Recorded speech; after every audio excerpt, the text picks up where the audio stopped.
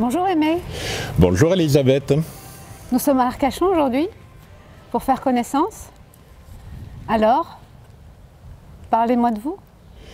Bien, je m'appelle Aimé Noyas, je suis originaire du Limousin. Mais très rapidement, nous sommes venus avec mon épouse nous installer en Gironde en 71.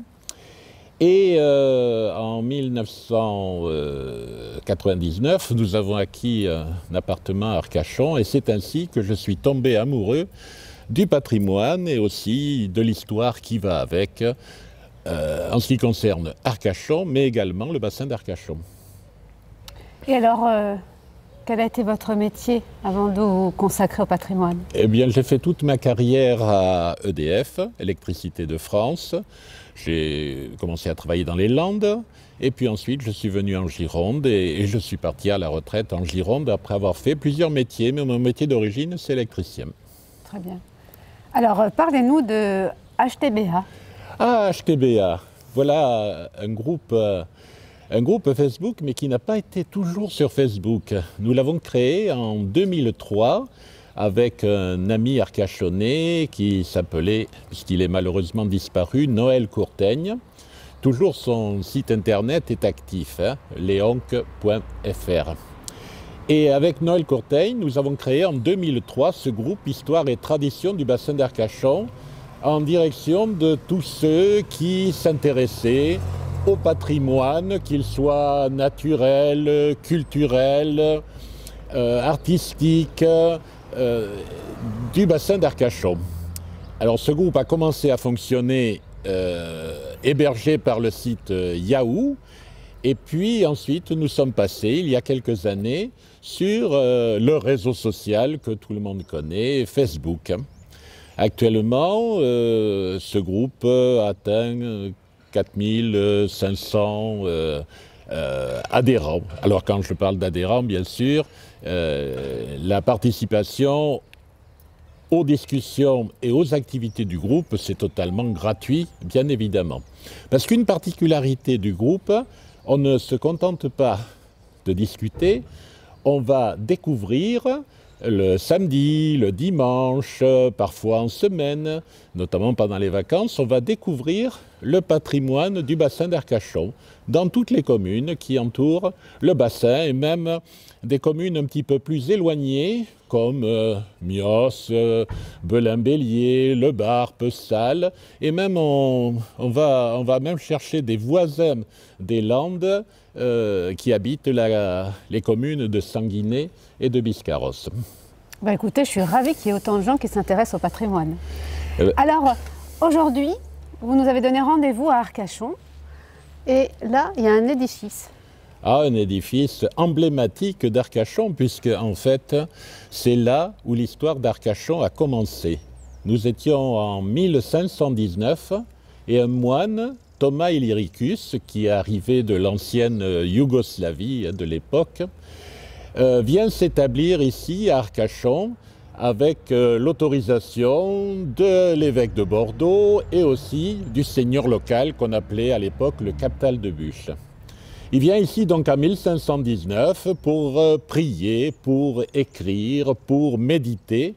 Et un jour de tempête, eh bien, Thomas Illyricus, il aperçoit deux bateaux qui étaient en mauvaise posture dans les passes du bassin d'Arcachon. Il se met à prier, la tempête se calme, paraît-il, et les bateaux peuvent reprendre leur route. Et c'est à ce moment-là que Thomas Illyricus regarde dans le sable de la plage et il trouve une statue. Incontestablement, selon lui, la statue était miraculeuse. Alors c'est là où il fait construire un oratoire pour permettre aux pêcheurs de la Teste de Buch, car nous étions dans la paroisse de la Teste de Buch à l'époque, pour permettre aux locaux de venir prier la Vierge. Alors cet oratoire, malheureusement, a été détruit par une tempête, il était en bois, on l'a donc reconstruit un petit peu plus en retrait de la plage, et là, quelques années plus tard, eh bien, c'est l'avancée des sables qui recouvre le deuxième oratoire. Enfin, en 1722-1723, on construit un troisième oratoire. C'est la chapelle des Marins que vous voyez ici et qui, elle, est toujours debout malgré quelques vicissitudes. On l'a amputée d'un tiers pour construire l'église Notre-Dame qui va devenir basilique. Et puis il y a eu un incendie également. Enfin, heureusement, on a conservé l'essentiel, la statue miraculeuse et le mobilier de cette chapelle des Marins. Donc on peut bien voir cette statue miraculeuse à l'intérieur de la chapelle. Elle est sur l'autel central, entourée de deux autels. À droite, Sainte-Anne, la mère de la Vierge, et à gauche, Saint-Clair, qui fut évêque de Lectoure et qui est bien connu dans le sud-ouest. Il a notamment une source à son nom à côté de l'église de Mons, dans la commune de Belin-Bélier. Très bien. Mais dis-moi, Aimé, on dirait que c'est la même pierre que j'ai retrouvée au moulin du port de la Rosse. Comment s'appelle cette pierre? Personne ne l'a trouvée. Alors cette pierre, elle s'appelle, elle a plusieurs noms. La pierre des Landes, la pierre de fer, parce qu'il y a une grande proportion de minerais de fer à l'intérieur, jusqu'à 20%. Hein. D'ailleurs, on s'en est servi dans les hauts fourneaux qui longeaient l'air pour faire de l'acier, faire de la fonte. Alors ici, son nom local, c'est la Garluche. Garluche, G-A-R-L-U-C-H-E. Et là, il n'y a quasiment aucune autre pierre que la Garluche dans notre zone. La Garluche que vous voyez sur la chapelle des Marins est complétée par de la pierre de l'Est. Cette pierre était destinée à lester les cales des bateaux qui arrivaient pour chercher de la marchandise sur le bassin d'Arcachon alors qu'ils étaient à vide. Et pour qu'ils tiennent mieux la mer, on mettait des cailloux à l'intérieur, des cailloux donc qui venaient de Bretagne, qui venaient de la Cornouaille. Et arrivés au port du Callao, à la Teste, on jetait les pierres par-dessus bord. Et bien sûr, les habitants de la Teste venaient récupérer ces pierres pour construire leur maison ou continuer la construction de leur maison. Merci Aimé, c'est un enchantement de t'écouter. Ah, c'est vraiment très agréable. En tout cas, si vous voulez revenir à Arcachon, je pourrais vous faire découvrir d'autres lieux d'Arcachon, bien évidemment, et pourquoi pas aussi d'autres lieux des communes voisines du bassin d'Arcachon. Ah, mais c'est une excellente idée, Aimé. Pourquoi nous ne ferions pas une émission mensuelle où nous partirions à la découverte d'un monument que nous pourrions découvrir ensemble et vous allez nous expliquer toutes ces choses? Et pourquoi pas? Pourquoi pas? Oui, voilà, surtout que nous allons arriver maintenant dans la belle saison. Et on pourrait appeler cette émission HTBA, tout simplement. Allez, c'est vendu, les amis.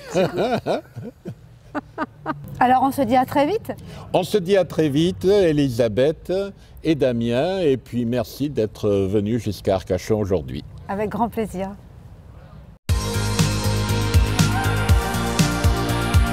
Dans quelques instants. Ça va, Chris? Bon, je t'ai réservé une belle surprise.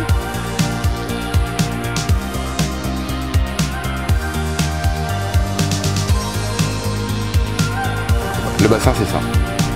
C'est cette presqu'île en face qui est quand même invraisemblable. Et là, pour le coup, c'est le groupe Delta Groove qui nous rejoint. Petit bassin par en live.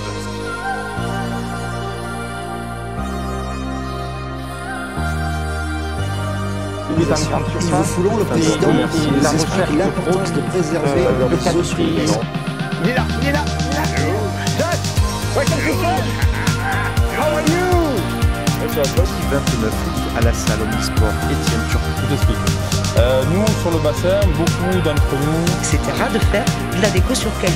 Et pour le fun, pourquoi pas aller en planquer quelques-uns autour de Gujan. J'aime l'endroit où je suis.